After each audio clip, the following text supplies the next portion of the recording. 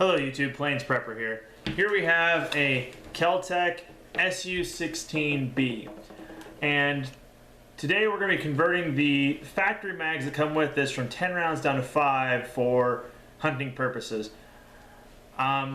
This is chambered in 5.56 and it will shoot 223 as well. Be careful in your state as far as the legality of this.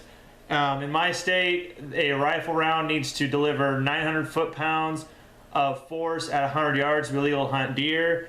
And the 5.56, depending on what load you use, I usually use Hornady, and they generally, for the 55 grain, comes out about 1,050 foot-pounds of energy at 100 yards. So it's within, you know, the parameters for shooting deer. I know in some states it's anything of 25 caliber and up, so check your local laws first. But obviously the 30 round PMag we have here is not going to be legal to hunt deer with. So let me reposition the camera and I will show you what I did to make this deer legal. Alright, the Kel-Tec SU16 comes with two 10 round factory mags. They're not the greatest mag ever. I have noticed when I load these, there is a bit of feed lip separation.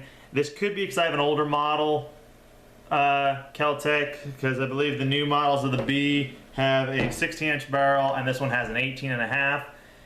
But these do work. I did not get a chance to take these out for hunting season this year, but the modification works great. I have shot with the modification and it feeds the rifle just fine.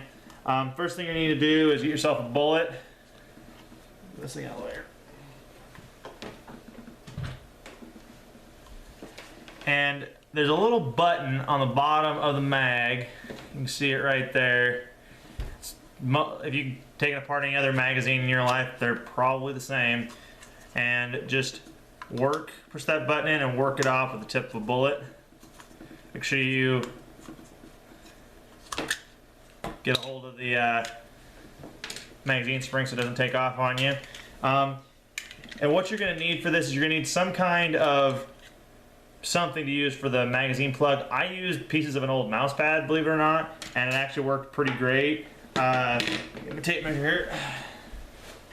What I did was I did a little trial and error, but I'll give you the measurements on this so you know. And I cut a piece that is about 1.25 inches wide by 1.5 inches long.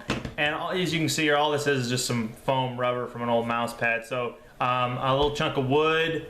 One idea I toyed around with, but I haven't tried yet, is taking a piece of PVC, like 3/4 inch PVC pipe, heating it up, flattening it, and then cutting it to size. But basically what you need to do is you need it to be able to fit inside this spring. And then you need it to be the right length in order to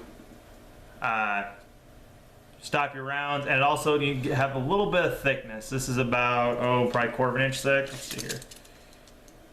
Yeah, this is about 1/4 inch thick, which means it will ride up and down inside the spring here, but it can't to one side or the other and hang up.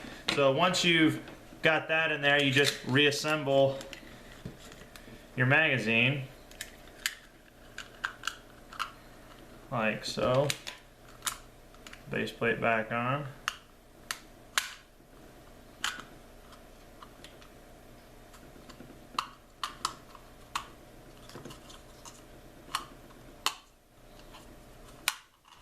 There you go. Let's get some rounds out here and I'll show you how it works.